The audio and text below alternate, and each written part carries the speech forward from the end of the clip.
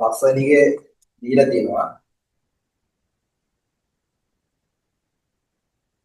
කමාපි වැඩිලු බිඳුවට වඩා. ඒ කමාපි බිඳුවට වඩා වැඩිලු. ඊට පස්සේ අපිට බව පෙන්වන්න කියලා එකක් තියෙනවා මොකද්ද? හේදන බි බෙදීම දෙකයි වැඩිපුර සමානයි. ඊට පස්සේ මූල වර්ගමූල දෙක තියෙනවා a b. හරි. දැන් අපිට මෙහෙම එකක් පෙන්වන්න කියලා තියෙනවා. දැන් අපි කොහොමද මේක මේ පෙන්වන්නේ? අපි හිතමුකෝ සංඛ්‍යා දෙකක් කියලා. AB කියන සංඛ්‍යා දෙකක් කියනකොට ඒ දෙක සමානලු බිඳුවට වඩා. ඒ දෙක බිඳුවට වඩා වැඩිලු. එතකොට ඒ දෙක බිඳුවට වඩා වැඩි කියලා කියන්නේ. දැන් මේවේ වර්ගමූල එහෙමද? AB A සහ B වල වර්ගමූලත් මොනවා වෙන්නවද? ඒවත් බිඳුවට වඩා වැඩි වෙන්න එපා.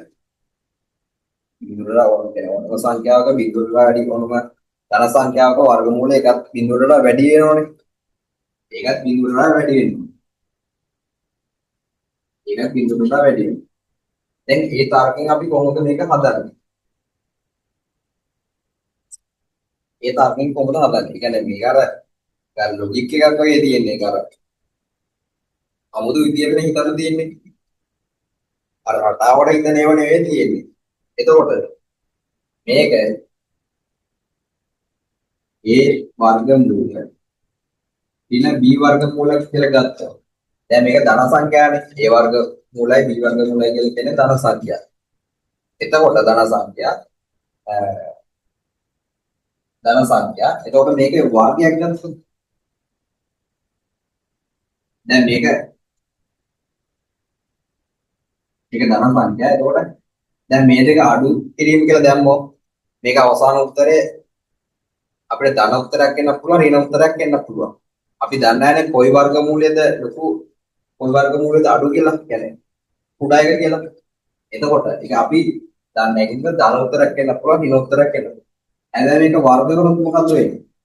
වර්ග කරොත් අපි අනිවාර්යයෙන්ම දන්නවා ඒක ධන උත්තරයක් තමයි කියන්නේ. ධන උත්තරයක් වෙන්නේ. දැන් බැරියලා A සමානයි B සමාන A වලට B සමාන වුණොත් මොකද වෙන්නේ? වර්ගමූල දෙකේ සමානයි කියන්නේ උත්තර දෙක සමානයි අවසානයේ උත්තරේ විදිහට බිඳුව එනවනේ. ඒතකොට ඒක බිඳුවට සමාන වෙන්නත් පුළුවන් නේද? තේරුණාද ඒක තරගය ගත්ත හැටි? ඒක ගත්තේ අපි දැන් දැන් අපි හින්ට් එකක් දීලා තියෙනවා A B කියන ඒවා බිඳුවට වඩා වැඩි කියලා.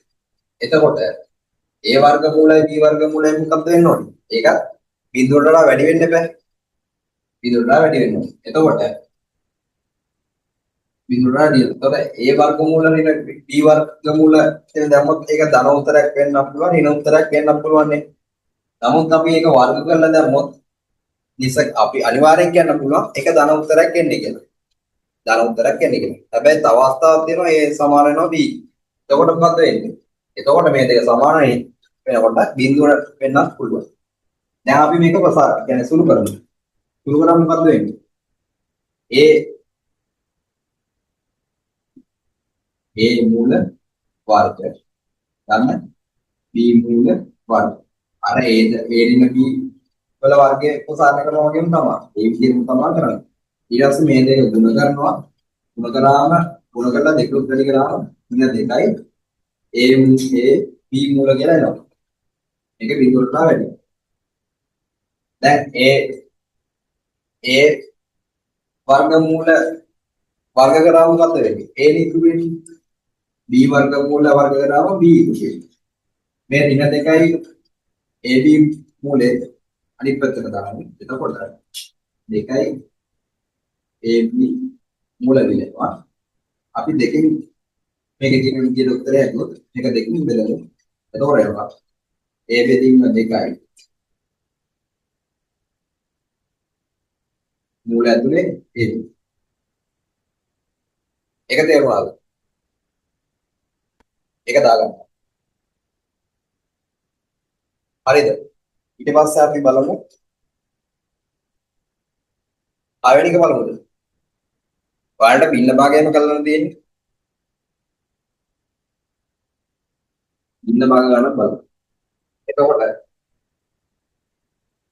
පින්න භාග මේ ආකාර කිහිපයක්ම තියෙනවා. ඒ ටික අපි වෙනදා අපිට කතා කරමු. අපි අද කතා කරමු මේ ගාන හදන ඉන්නකෝ. x ඉන එකේ වර්ගය x ධන 2. හරි. දැන් මේ භින්න භාගය අපි භින්න භාග වලට වෙන් කරනවා. දැන් මෙතන පුනරාවර්තන සාධකයක් තියෙනෝනේ. දැන් පුනරාවර්තන සාධකයක් තියෙද්දි මොකද්ද ගන්නෙ? ඒකේ පුනරාවර්තන අඩු මෙතන තියෙන මලයේ තියෙන්නේ මලයේ අඩු එකකින් ඉඳන් වැඩි එකට අපි ඒක සාධක වලට කඩාගෙන තියෙනවා. එතකොට අපි ගත්තොත් x කියන එක මේක a කියලා ගත්තොත් ආයෙත් තියෙන x කියන එකේ වර්ගයෙන් ඒක අපි b කියලා ගමු. පුනරාවර්තනය දැන් පිළිවෙලට ලියුවා. ඊට පස්සේ අනිත් සාධකය තමයි අපි c කියලා ගත්තොත් x ධන 2. හරි. x ධන 2. දැන් අපි භින්න භාග වලට හොයන්නේ ඒක අපි සාධක වල භින්න භාග වලට කඩාගත්තා. හැබැයි අපි ABC දන්නේ නැහැ කියන්නේ ඒ වගේම ABC අගයන් ටික දන්නා. දැන් අපි ඒ ටික හොයන්න තමයි තියෙන්නේ. ඒ ටික හොයන්න අපි මොකද කරන්නේ? දැන් මේ ටිකේ පොදු හරය ගන්න එපා අපිට. මේ පද තුනේ පොදු හරය ගන්න ඕනේ. පොදු හරය විදිහට අපිට ගන්න වෙන්නේ මොකද්ද? මෙන්න මේක වගේ ගන්න තියෙන්නේ.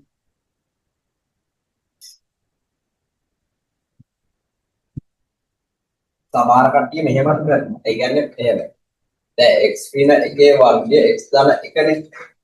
ඒකෙන් මේ සාධක තුනම ගුණ කරනවා. මේ සාධක තුනම ගුණ කරනවා. ඒකෙත් හරි. අවසානයේදී එක සමාන කියන්නේ ලවයේ තියෙන කොටස විතරනේ ඉතුරු වෙන්නේ. ඒකෙත් හරි. ඒක තේරුණාද මං කියුවේ? ඒක තේරුණාද? ඒ කියන්නේ අර අපි භින්න භාග හොයන්න තියෙන මොකක් හරි ප්‍රකාශනයක් තියෙන පරිමේෂිතයක් තියෙනෝනේ. පරිමේෂිතයේ ලවයේ තියෙන එක අපි භින්න භාග වලට කඩාගත්තු කොටස් තුන කියන්නේ කොටස් ටික වලින් වැඩි කරනවා. ඒකෙත් හරි. එතකොට ලවයේ විතරයි ඉතුරු වෙන්නේ.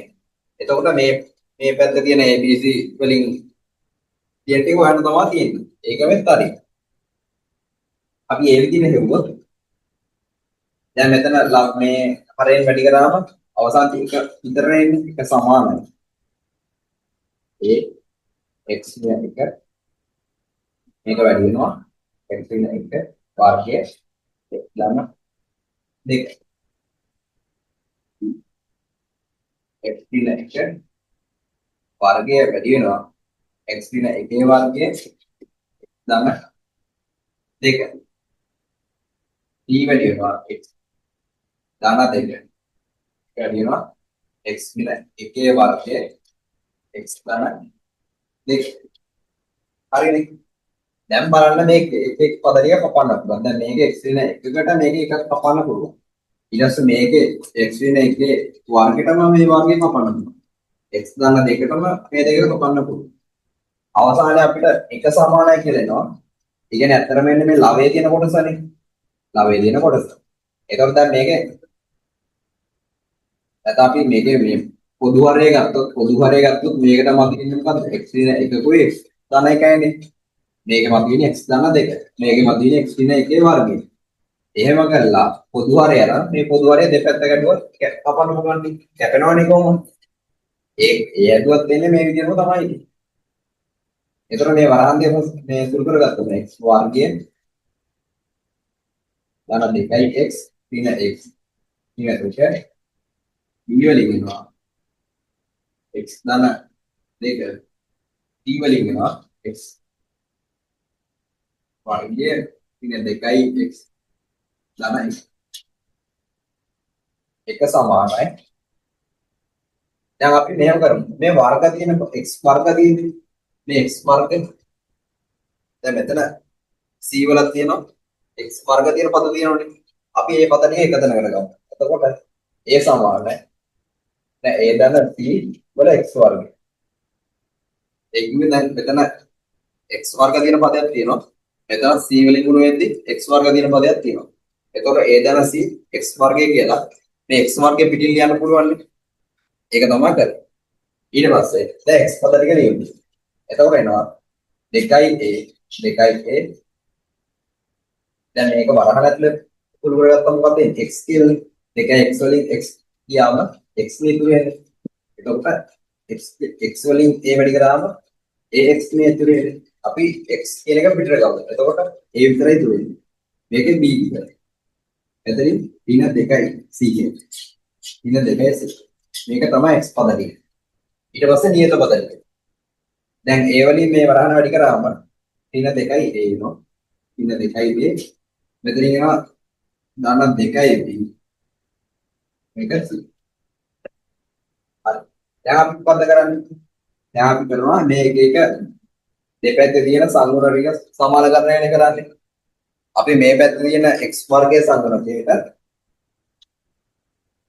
x වර්ගයේ සංගුණකයේ සලකනවා x වර්ගයේ සංගුණක x වර්ගයේ සංගුණකය බැලුවම මේ පැත්තේ නම් x වර්ගයේ සංගුණකයක් නැහැ මේ පැත්තේ තියෙනවා ඒතර මේ පැත්තේ නැති හින්දා බිඳුවයි ඒතර මේ පැත්තේ a ධන c අපිට එනවා එකෙන් a සමානයි ඍණ c කියලා එකක් තියෙනවා දැන් බලමු x පදේ x පදේ ගත්තා මේ පැත්තේ නෑ මේ පැත්තේ තියෙනවා මේ පැත්තේ නැති හින්දා මේ පැත්තේ බිඳුව දාමු බිඳුව සමානයි කියලා එනවා a b ඍණ 2යි අපි දන්නවා a කියන්නේ මොකක්ද ඍණ c ඍණ c ඍණ 2යි c මේ ඍණ c එකයි ඍණ 2යි c එකයි ඍණ 3යි c එකයි ඍණ 3යි c එක ඔය පැත්තට ගිහින් එතෙන්ට ඊට පස්සේ මේ නියත පද මේ පැත්තේ නම් නියත පද විදිහට එක ලියනවා ඉතින් x බිඳුවේ ඵලය සම්මුත එක දෙනවා එතකොට මේ පැත්තේ කියනවා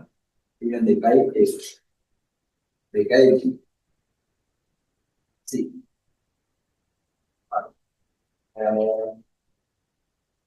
දැන් මේ හැම එකම අපිට c ඇසුරෙන් ලියා ගන්න පුළුවන් නේද?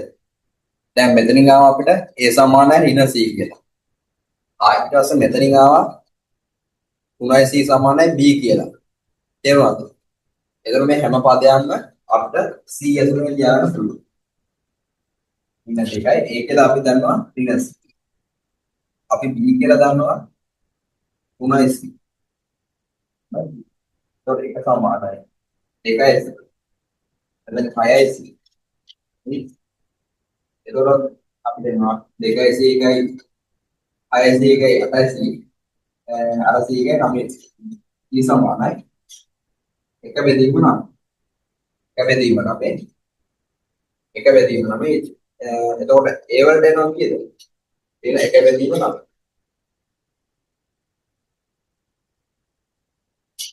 c වලට එනවා c වලට එනවා ඊ සමානයි එක බෙදීම 9. ඒකේ a වලට එනවා ඍණ එක බෙදීම 9. ඍණ එක බෙදීම 9. b වලට එනවා 3 වැඩි කිරීම c නේ. c කියලා කියන්නේ කීයද? c කියලා කියන්නේ එක බෙදීම 9. ඒ කියන්නේ එක බෙදීම d කියන්නේ එක බෙදීම. මේව තමයි abc වල තියනවා කියන්නේ. ඒ ටික එක හරියට තේරුණාද? හරිද ඒක? ඊට පස්සේ දැන් අපිට මේක භින්න භාග විදියට ලියන්න පුළුවන්. දැන් අපි abc අගයන් ටික දන්නවනේ. අගයන් ටික දන්න නිසා දැන් අපි දාන්න පුළුවන්. a කියලා කියන්නේ කීයද? a කියලා කියන්නේ අපි දන්නවා ඍණ එක බෙදීම 9. අනේ ඍණ b කියලා කියන්නේ කීයද? b කියලා කියන්නේ එක බෙදීම x ඍණ 1 වර්ග. c කියලා කියන්නේ එක බෙදීම 9. x දාන්න. ඒක ඒ විදිහ තමයි මේ අපි භින්න භාග වලට වෙන් කරමු තියෙන්නේ. හරිද ඒක?